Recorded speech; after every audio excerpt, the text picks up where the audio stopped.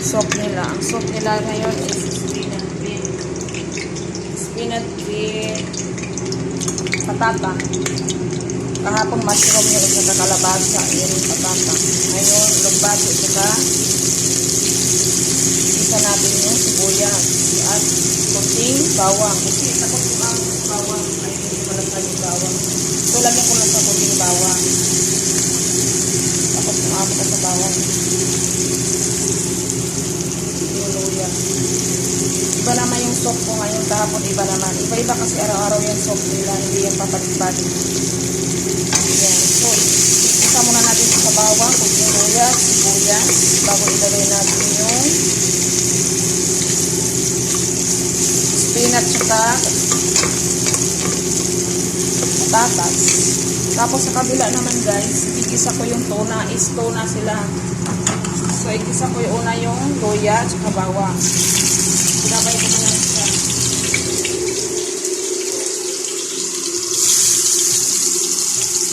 Isa ko yung nasa lata na tuna. Gusto nyo ng kanin.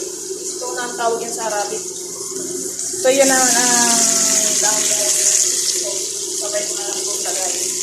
So, kung mag-brown na yan, so ilagay na natin yung gulay. Hindi pwede yan sila makakain, walang soup. So, ilagay natin sunod guys ang sibuyas. Yan ang tuna. Is tuna ang pangalan sa Arabic. Igisa mo natin yung tuna nasa lata. Yan ang tuna. Marami yung sa atin sa Pilipinas, diba? Yan. Igigisa mo natin sa lamas. Lagyan ng tomato paste. Tapos yung kanin, sinain ko na. So, pakurawin na natin siya. Ang pangalan nito sa kanila is Arabic is tuna. Tuna na sa lata. Lutuin mo na yung tuna. Lagyan ng pan. Sinain ko na yung kanin.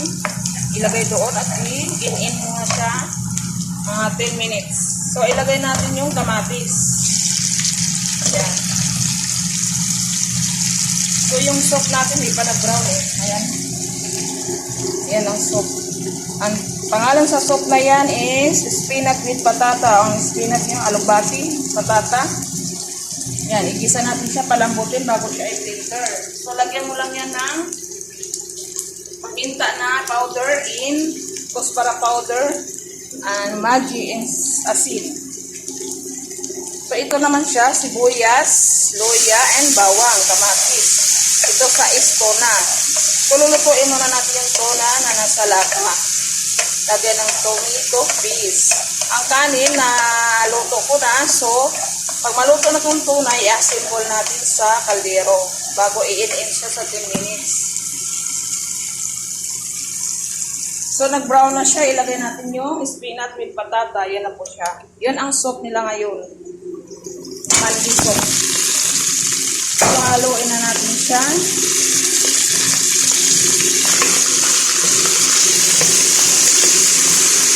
So, nag-ice-ice pa yung kasi nasa-processing niya nga nila eh. Nakaready na sa plastic. So, dito muna tayo sa kabila. So, ngayon, ilagay natin si West dahon, pampalasa, pawala sa langsa.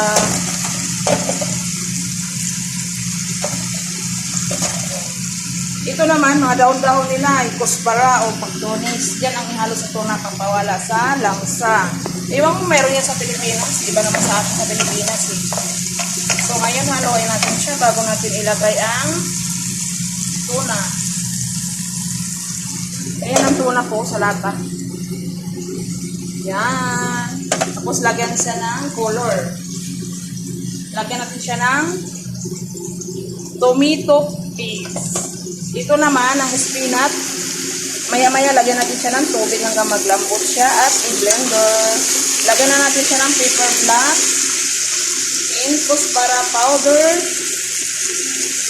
and Maggi sarap, pampalasa.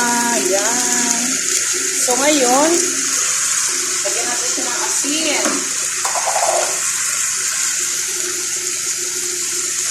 Yan po. So lagyan natin siya ng kuspara powder. Mag-red black na yun.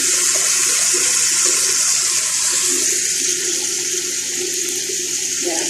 So lagyan natin siya.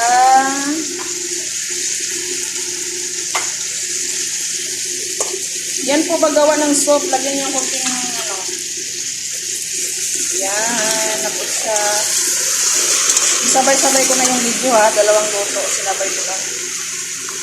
So ngayon naman tayo dito sa kabila. So ito, yun, antayin natin siya malutong-luto.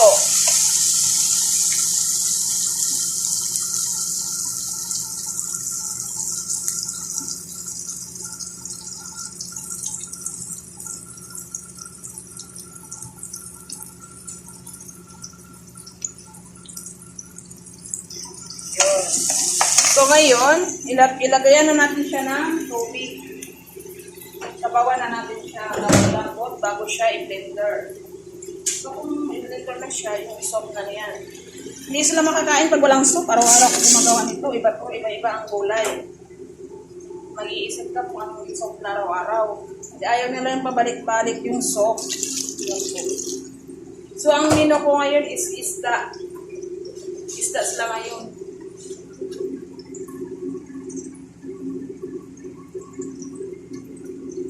So, ito, okay na. So, ilagay natin yung tuna. So, yung tuna, ayan sa lata.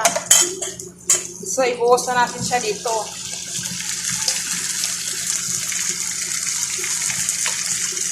Hirap idugtog.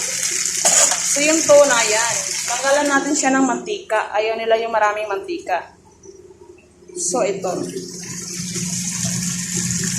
Yan. So, haluin natin siya ng haluin hanggang madurog yung tuna kasi buo yung tuna sa loob ng lata eh. So, haluin natin siya guys. So, pakita ko sa iyo kung paano lutuin yung tuna. Masarap to siya guys. Pwede try natin sa Pilipinas pag uwi ko. So, ito. Marami dyan tuna eh sa lata. So, ngayon, pag madurog ng durog siya, maya-maya, ilagyan natin siya ng Maggi, asin, and masala nila. So, masala nila is kusbara powder, is masala, powder na paminta. Marami kasi silang dito, ipapanghalo-halo sa mga mixed pagkain nila. Hindi lang kasi katulad sa atin na sibuyas, bawang, or loya, o kinasati, pamintang durog. Dito kasi iba yung barat nila dito, marami ang panghalo sa pagkain nila. Hindi sila makontento ng tatlong halo lang ba ng mga powder. Sa kanila, 6, 5, or 7. Iba pa yung igigisa. Ganyan po dito ang pagkain ng mga Arabo. So, ang pagkain ng mga Arabo, hindi lang kasi dalawang sibuyas, bawang lang ang ilalagay. Igigisa sa kamatis. Mayroon yan sila mga powder po. Kasi pag hindi mo siya lagyan yan, nagagalit yan, malalasahan kasi nga, bakit hindi yan nilagyan ng ganito? Yan po yan ang sistema sa pagluto ng pagkain ng mga Arabo. So, ngayon, pahaluin na natin siya at nalagay ko na yung mga sangkap niya. Iper-black ang ulam. Yan po.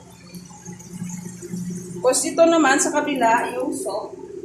Yan, antayin na lang natin siya maglambot. Timplado na po siya yan. Nakita nyo naman kung paano kong ginawa.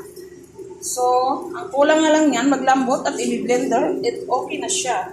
Soup na yan nila. So, ngayon,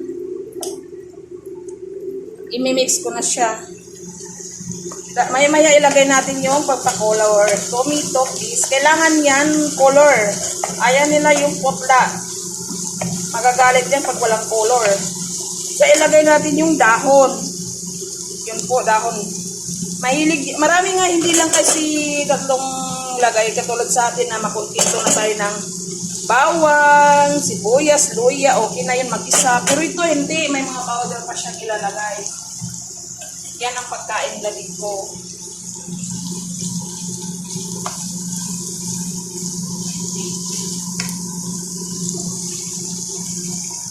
So, ilalagay natin yung color. Yan po. Tomato paste. Yan. Yan po ang tuna na maraming kuskus balungos bago ilagay sa kanin. Yan. Oo. So, Yun, mahaba ng video natin ha. Okay na yan siya. Antayin na lang natin siya na maluto. Kaso luto na yan siya. Kaso kailangan natin siyang lutong-luto na yung mga lamas ba. Diba? Yan. Yan siya, tomato paste. Marami yan sa Pilipinas. Mayroon sa atin. Pwede natin gawin yan sa atin. Kayang-kaya natin yan. Masarap to siya. Bali, hindi ka na maghahanap ng ulam sa kanin kasi ipagitna ko sa rice. Pero sinain ko na yung rice. Sinain ko na yung rice. Yan.